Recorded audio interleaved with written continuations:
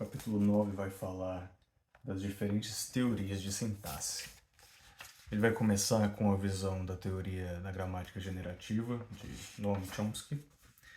Vai dizer que há três coisas que tornaram o approach do Chomsky muito impactante. Tão impactante que até aqueles que discordam com Chomsky, segundo o Graff aqui, parecem utilizar certas ideias do Chomsky, mesmo discordando dele. O impacto, então, da sintática generativa é dividido em três partes. Um é a produtividade da linguagem humana, que o Noam Chomsky pressupõe. Ele diz que a linguagem humana é capaz de produzir infinitas frases. Número 2, a necessidade de se explicar as relações entre frases de diferentes tipos. Por exemplo, então, aquelas frases da voz ativa e da voz passiva. Né? Paulo leu o livro foi lido por Paulo. Como que a análise linguística explica a unidade lógica entre essas duas orações tão diferentes gramaticalmente falando. E número 3, o outro impacto, foi que essa busca por universais linguísticos foi levada muito a sério. Então ela não é só pressuposta ou considerada importante, mas há uma busca ativa por esses universais da linguística. Que são universais, pelo menos segundo Chomsky, são universais mais do que psicológicos. Não são universais gerais, da psicologia geral. Eles são universais específicos de aquisição linguística da raça humana. Ele fala tem até um termo que é um Language Acquisition Device. Então o Noam Chomsky, ele cria esse LAD, Language Acquisition Device, esse aparato de aquisição de língua. E isso é mais específico do que princípios que outros linguistas já aceitavam, que eram princípios mais genéricos da psicologia. Sim, a psicologia dá conta de explicar e descrever a aquisição das línguas, mas o Noam Chomsky era mais específico. Ele diz que não é só uma questão genérica da psicologia, mas os princípios psicológicos são princípios específicos à capacidade linguística humana. É quase como um órgão específico para a aquisição linguística.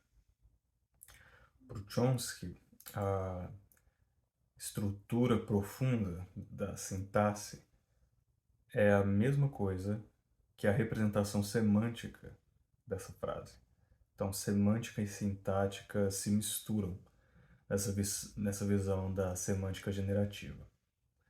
Outros approaches, por exemplo, os approaches da linguística funcional, têm uma relação com isso, mas eles não dizem a mesma coisa. O approach das escolas funcionalistas, por exemplo, eles usam técnicas analíticas um pouco diferentes, mas eles têm em comum que a natureza da linguagem é uma forma de se comunicar basicamente que condiciona as estruturas sintáticas. Então, a natureza da linguística, a natureza da língua é um meio que condiciona as estruturas da sintaxe. Enquanto o Chomsky vai dizer que sim, existe essa relação, mas a sintaxe é totalmente independente. É totalmente independente, é um sistema totalmente autônomo. E o Chomsky, ele falou uma coisa interessante, ele diz que linguística e sintaxe particularmente é uma realidade psicológica. Então é um voltar, né, de certa forma, ao psicologismo, ele diz até que fazer linguística é fazer psicologia. Então, o Chomsky não acredita que seja necessário, por exemplo, agregar ou coletar dados externos, dados, mesmo que psicológicos, dados externos da psicologia para embasar alguma afirmação sintática. Ou você não precisa de dados externos para corroborar que essa evidência é real, psicologicamente falando. Para o Chomsky, se você é um nativo da língua, por exemplo, vocês aí do português, isso seria suficiente, essa nossa intuição linguística, esse nosso juízo, essa nossa intuição linguística é suficiente para renderizar, para avaliar uma oração como gramatical ou não gramatical. Então isso para ele é evidência suficiente. Ele até falou que uma teoria é psicologicamente real, e isso basicamente só significa que é uma teoria verdadeira. Se ela é psicologicamente real, ela é verdadeira. E ele diz que a gramática generativa, aqui na página 376, o Graff fala que o Chomsky diz que gramática generativa é em si mesma psicologicamente real, já que ela formula uma hipótese sobre um objeto mental, sobre uma língua, ou mais exatamente sobre a faculdade linguística, que é aquele componente da mente, do cérebro, que provê conhecimento, que provê conhecimento da linguagem, dada a experiência dele.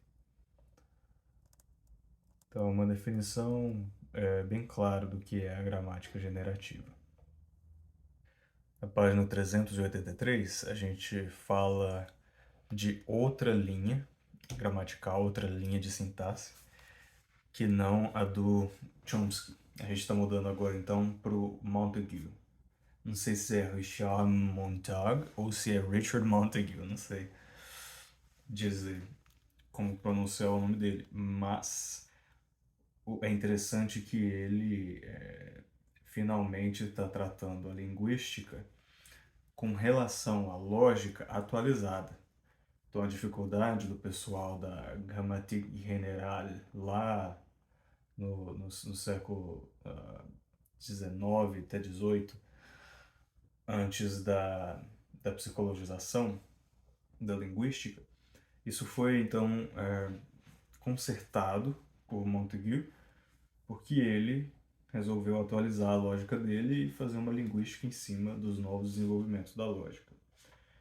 Uma dessas novas lógicas não só a lógica das verdades condicionais, a gente tem aquelas tabelas de verdade, mas também o uso da lógica modal. Então ele usa categorias de possibilidade, ele usa categorias que ele chama de mundos possíveis. E ele tem a terminologia específica dele, mas o importante é saber que ele está atualizando a linguística com base nos novos desenvolvimentos da lógica. Montague vai falar de categorias de sintática, enquanto a gramática categórica, aquela antiga, que trabalhava a lógica de forma antiga, a lógica mais aristotélica, vai falar de categorias semânticas. Então, o Montague, ele pega o trabalho de Ajdukivich, ele vai pegar o trabalho do Bar Hillel também, e transformar algumas categorias. Então, as categorias sintáticas do Ajdukivich são reinterpretadas como categorias semânticas. Então tá aí uma mudança. O Montague pegou sintaxe e transformou em semântica. E lembra que eu falei dos N's e dos S's? Ele muda N's e S's para entidade e para verdade, o truth, T. Então, truth and entities, e T. E essa verdade, esses valores de verdade são valores lógicos de sentenças declarativas. E ele vai criar sua própria notação, que é uma notação altamente complexa, pelo menos quando eu olho para ela.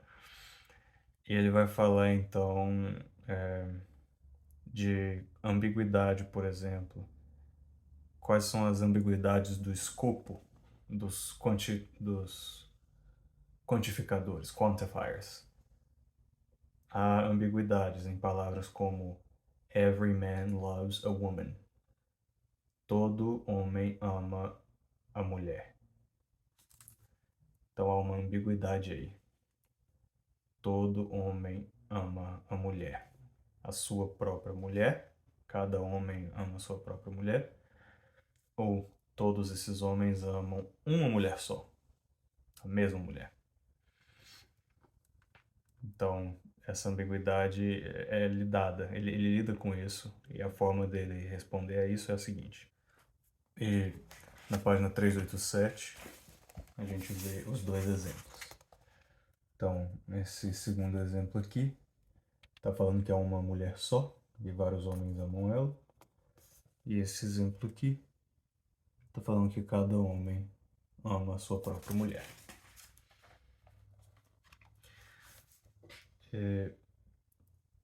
Isso é um sistema, é uma notação muito bem feita, formalmente bem rigorosa, e ela não necessita de o que outros linguistas chamam de transformações. Eu mesmo estou tentando entender o que são essas transformações, mas o Graff diz que esse modelo do Montague não usa transformações. E então esse é um atrativo. E outro, bom, e uma desvantagem, na minha opinião, é que o Montague não está interessado em lidar com absolutamente todas as frases possíveis no inglês ou na língua natural. Ele tem um número limitado de frases e essas frases também passam por uma transformação para caber no sistema lógico de análise dele. Que é o que geralmente acontece com análises lógico-formais. Eles acabam se distanciando das instâncias do uso natural, do dia a dia da linguagem.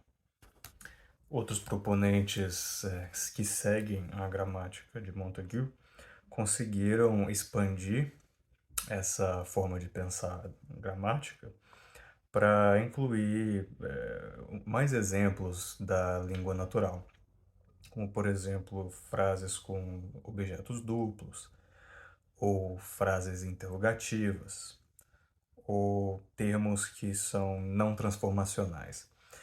E o que eu achei interessante é que o Graff falou que a versão mais madura da gramática de Montague conseguiu chegar aos mesmos resultados, ser tão produtiva quanto a tal da gramática generativa do Chomsky, que eles chamam de a padrão, né? A gramática padrão, Standard Generative Grammar. E isso para mim foi uma surpresa. Eu não sabia que esse approach super formal, super lógico, tinha dado tanto fruto a ponto de ser reconhecido como tão produtivo, tão descritivo, tão rigoroso, tão consistente quanto a gramática generativa do Noam Chomsky.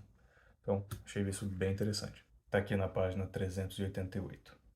E depois esse capítulo aqui vai debandar aí para as outras teorias funcionais e tipológicas de sintaxe. Quero falar um pouco das teorias funcionais, porque a linguística sistêmica funcional é a linguística dominante daqui da minha escola, aqui do doutorado, e imagino que ela também seja altamente produtiva, tanto quanto a gramática de Chomsky e a de Montague. Então, entrando no funcionalismo, na página 389, o Graff vai dizer que existem funcionalismos mais teóricos e funcionalismos mais descritivos. Os mais descritivos são os funcionalismos estadunidenses. Já os mais teóricos, como por exemplo o funcionalismo influenciado por correntes inglesas, são funcionalismos que incluem a sistêmica funcional, usada muito pelo Stanley Porter. Então, a sistêmica funcional ela é theory driven, ela é regida mais por análise teórica. E ele vai comparar outras formas funcionais aqui também, mas eu vou focar no Systemic Functional Grammar, que é essa gramática da sistêmica funcional do M.A.K. Halliday. E o Halliday então fala de 3 metafunções da língua, né? Aqui, ele costuma falar da ideacional, textual e, e interpessoal. Mas depois o Graff vai mudar essas terminologias, dizer que ele mesmo atualizou, que o Halliday atualizou e mudou as etiquetas, né, os nomes dessas 3 metafunções. E o ideacional virou representacional, o interpessoal creio que continuou interpessoal, e o textual também continuou textual.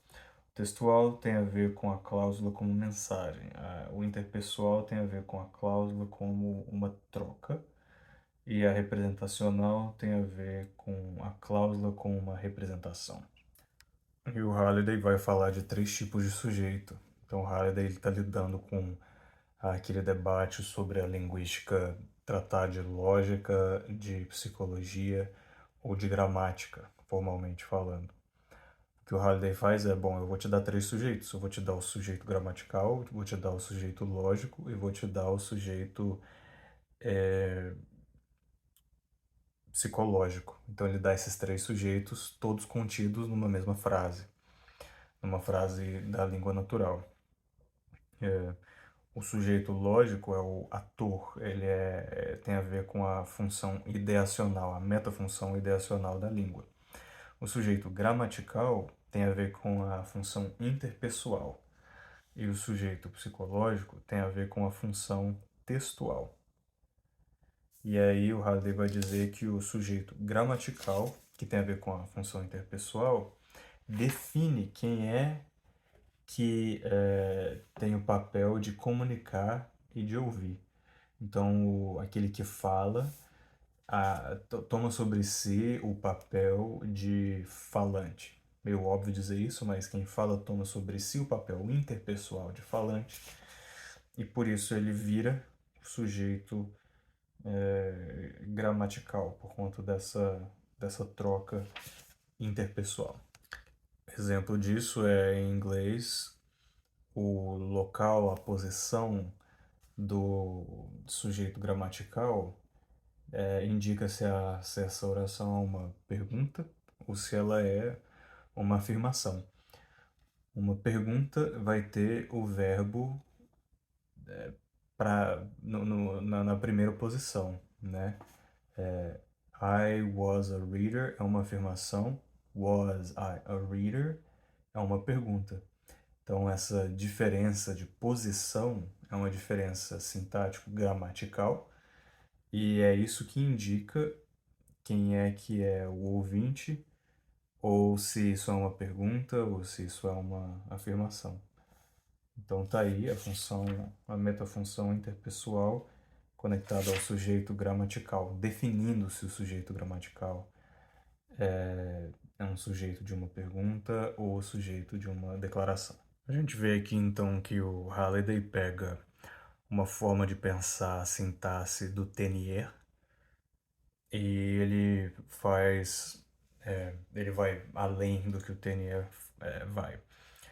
E é por isso que é uma visão funcional mais teórica, porque ele expande na teoria do Tenier e ele até dá nomenclaturas diferentes para categorias diferentes. Por exemplo, se você tem um papel, se uma frase tem itens que tem um papel semântico, esses itens vão ter uma etiqueta X, mas agora se o mesmo termo tem um papel gramatical, ele vai ter uma etiqueta Y. Então, mesmo que seja a mesma frase, né? Paulo leu o livro, a, o, o sujeito, digamos assim, semântico, vai ter um certo nome e o gramatical, mesmo que seja a mesma palavra, vai ter outro nome. Então, a parte semântica, por exemplo, vamos dizer aqui, deixa eu ver aqui, grammatical functions, the role, então, o papel de ator é distinto do papel gramatical de sujeito. Tá vendo? Então, a semântica do ator para Halliday, mesmo que seja a mesma pessoa, Paulo leu o livro, Paulo é o ator, se você está pensando em termos semânticos, e Paulo também é o sujeito, se você está pensando em termos gramaticais. Da mesma forma, beneficiário é a parte semântica, então o beneficiário é o livro, que é lido pelo Paulo. E é um objeto indireto, em termos gramaticais. Então, interessante essa divisão. É basicamente, precisa de um nome para tudo no nível gramatical e eles precisam dobrar, né? O dobro de nomenclaturas, é o dobro de etiquetas que eles precisam inventar para a parte semântica da análise. Cara, que parte sensacional! A partir da página 409, a gente vai ver até onde chegou o plano de linguistas que estão interessados em descrever a língua por, por categorias lógicas. Então, esse pessoal interessado em lógica, em descrever a linguística em termos das novas teorias da lógica, conseguiram criar todo um movimento. E o nome desse movimento é semântica generativa. Então, Generative Semantics tinha o objetivo de dar uma representação semântica de argumentos e predicados e dar a cada um desses termos o significado lógico deles. Só que as categorias que eles usaram foram poucas, né? Então o George Lakoff, que é o cara dessa teoria, é um cara muito bom na área de pragmática também, ele disse que as únicas categorias que ele reconhece para a gente, por exemplo, fazer uma análise daquelas arvorezinhas lógicas, né? As únicas categorias, as únicas letrinhas que entram nessa análise são sentença, frase nominal e verbo. Como se fosse um S, um N, um NP e V. Então, se você fizer um quadrinho, você só vai ver essas três coisas aqui. Você está vendo? O Szinho, sentença, NP, frase nominal e o V. Então ele reduziu as categorias, o que é bom, é mais simples, é mais elegante. E então o que ele estava tentando fazer agora, o George Lakoff, com essa semântica generativa, é, por exemplo, entender como descrever quantificadores. Por exemplo, se a gente diz todos os livros foram lidos ou alguns livros foram lidos, a gente está colocando quantidades, né, quantificadores, todo e alguns. E olha só que interessante o que ele fez. Ele falou, olha, para eu não adicionar mais uma letrinha nessas árvores, eu vou falar que todos esses quantificadores, né, alguns, ou todo, ou essas palavrinhas aí que definem quantidade, elas são verbos. Então, os quantificadores viraram verbo. Eles são tratados como predicados lógicos, cujos argumentos são muito complexos. Muito complexos no sentido de elas são frases nominais complexas. E essa tal da semântica generativa, ela juntou então as categorias de predicado linguístico e a categoria do predicado lógico. Então, linguística e lógica foram resumidas em uma só.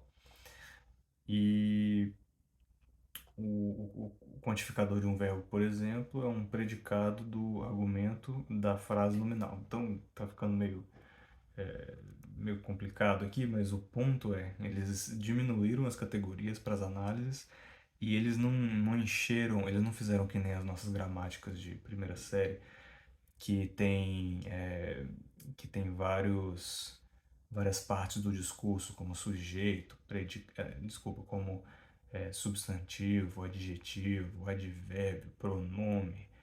Não tem todas as categorias, eles só tem 3 categorias. E eles juntam as categorias da lógica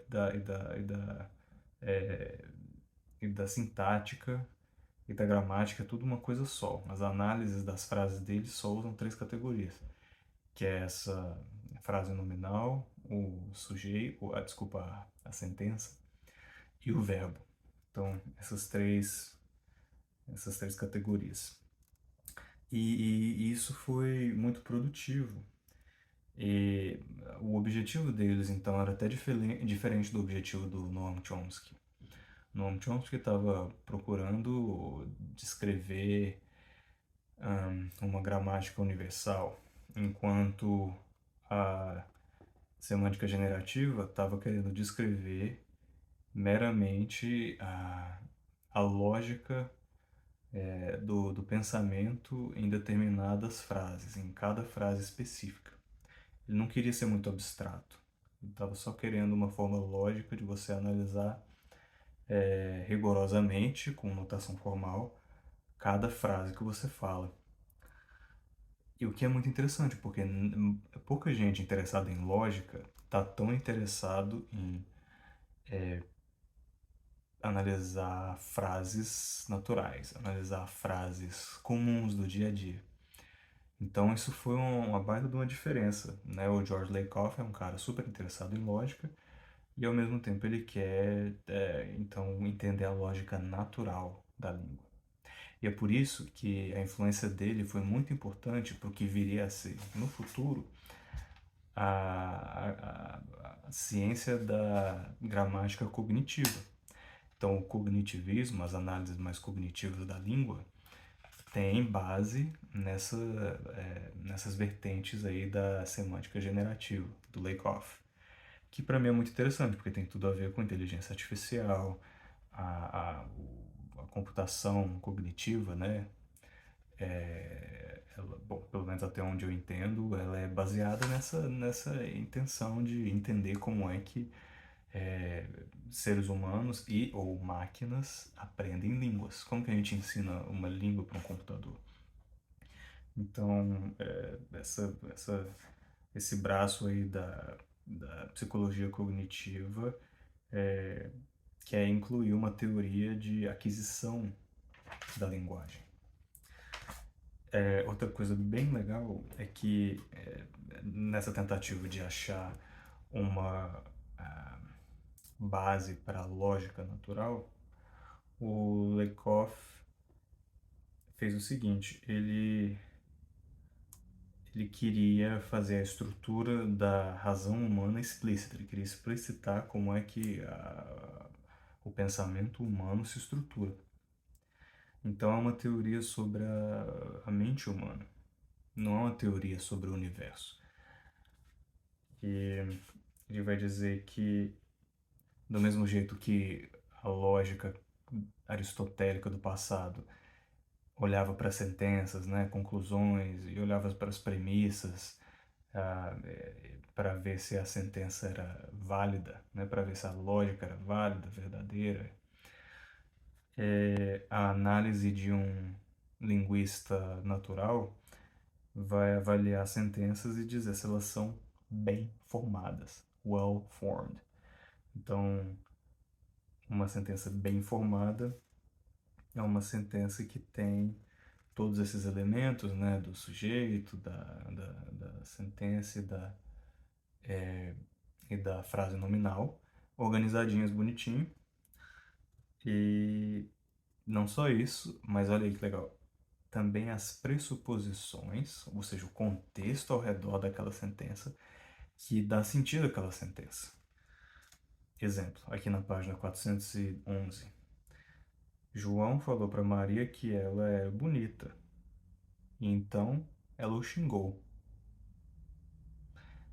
A frase está aí, qual o contexto? Segundo a lógica natural do Lakoff, essa frase, João falou para Maria que ela era bonita, então ela o xingou, tem uma pressuposição por trás. A pressuposição por trás dela é a seguinte: o fato de João ter dito a Maria que ela era bonita pressupõe que João insultou Maria. João insultou Maria. Esse é o contexto para aquela frase anterior. Agora faz sentido. Se João insultou Maria, o dizer que ela era bonita é um insulto, pelo menos na cabeça de Maria. E é por isso que ela insultou ele de volta, ela xingou ele. Então o xingamento não veio do nada. Então, tá vendo como é bem específico essa frase aqui? Ela só existe nesse contexto, nesse mundinho, nesse mundo linguístico aqui. Mas é a primeira vez que eu vejo um lógico querer descrever linguagem natural e levar em conta ainda por cima o contexto da linguagem natural. A gente está entrando aqui em pragmática, a gente está saindo só do texto, do impresso ou do dito da área da fonologia, está entrando em contexto, está entrando em sociologia, que é muito interessante. O George Lakoff me impressionou muito com esse approach dele. Então é isso, tentando usar a tal da lógica natural e trabalhando nessa área de semântica generativa. Deixa eu ver se tem mais alguma coisa aqui. Isso, tendo pressuposições bem feitas, qualquer sentença pode ser considerada bem formada. Então essa é a categoria. Se você quer fazer uma análise bem sucedida na semântica generativa, faça frases bem formadas. Então uma frase como chove, lembra que eu falei dessa frase antes? Chove. Vai ter um conteúdo diferente dependendo de quando e onde ela é dita. Então, por exemplo, se eu estou num contexto em que eu estou mentindo, nossa, está chovendo, e não está chovendo, o sentido dessa frase vai ser diferente em outro contexto pragmático em que de fato está chovendo e eu digo, caramba, olha aqui, está chovendo. Então, só que isso gerou problemas, né? As pessoas não... Isso desanimou todo mundo, porque caramba, como é que eu vou usar um sistema de classificação que é tão dependente do contexto, que é tão variável? Isso não é útil o suficiente para mim. Muitos linguistas querem uma coisa que é um pouco mais representativa. Eles querem entender a lógica das sentenças, mas eles querem uma fórmula que sirva para descrever tipos de sentença mais comuns, e não uma lógica que só serve para aquele contexto específico daquela ocorrência. Então acho que foi isso que está dizendo aqui na Graph, que levou essas pessoas a abandonarem a semântica generativa. Essa recusa de generalização e idealização da semântica generativa. Então, depois dos anos 70, eles perderam, muita gente abandonou esse approach, eles perderam seguidores, e o Lakoff continuou lá, meio solitário, e ele continuou estudando lógica. E um avanço na área da lógica foi não só a introdução da lógica modal, mas a introdução da lógica fuzzy logic. Então, a lógica fuzzy poderia dar, então, um boost, né, nessa teoria da semântica generativa do Lakoff, e ele queria, então, usar uma gramática fuzzy. Então, ele estava tentando elaborar uma fuzzy grammar, para dar conta de acompanhar, né, a lógica. A lógica saiu há muito tempo do preto no branco, das proposições categóricas de Aristóteles, e entrou numa vibe muito mais... Tudo é degradê agora, tudo é um espectro. E é interessante porque esse espectro também meio que matou um pouco o Lakoff, porque Lembra que eu falei que o Lakoff estava usando 3 categorias, o S, o V e o NP? Pois é, mais tarde houve um linguista que chegou e falou, olha, esse NP aqui e esse V, eles não são assim tão distintos. É uma divisão meio artificial o que a gente faz. Então esse linguista falou, isso aqui, esses dois, são dois extremos de um contínuo. São dois extremos de uma gradação, de um espectro. Então até essa divisão binária aqui que o Lakoff faz ficou mais complicada ainda, ficou menos utilizável, porque ficou muito fuzzy. Não tem muito o que falar. Ficou uma coisa muito difícil de definir. Então essa tentativa dele usar uma lógica natural significa ele usar um sistema com muita dificuldade de falar qualquer coisa definida, com certeza, e de marcar coisas categoricamente. Na minha opinião, o Lakoff está indo muito bem, ele está numa direção sensacional, só que ele está descobrindo certas complexidades que são que vão ser difíceis, que são dificuldades que a academia vai ter muita dificuldade de superar. Então talvez nem seja útil para acadêmicos, porque é muito difícil debater quando tudo está tão fuzzy, né? Quando os limites não estão muito claros.